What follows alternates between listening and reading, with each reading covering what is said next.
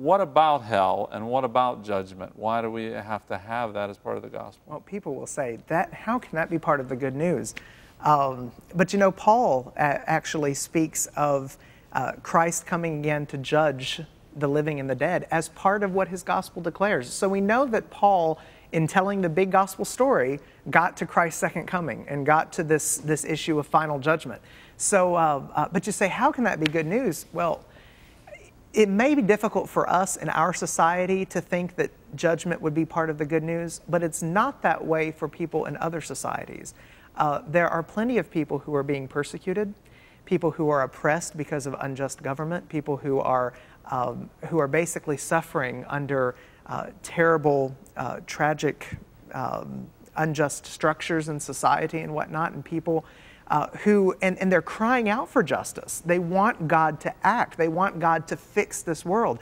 And it doesn't take very long for us to look at the news and to realize this world is a messed up, broken, sinful place. We can see it. We can see it on our television screens. We can see it in the lives of people around us.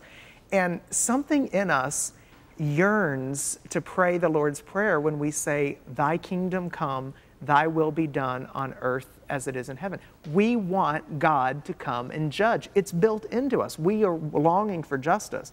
So to take away the idea of judgment, to take away the idea that there is an eternal consequence to our actions here on earth, actually it makes the gospel not as good, because it's basically saying our choices here and now don't matter for all eternity. Question, do you think that the concept of hell is a hindrance that people accept in the gospel? Not that that's a reason to believe it or not, but it's a biblical concept. Does it seem to be in the way? Oh, here in the West, it surely is part of the offense of the gospel.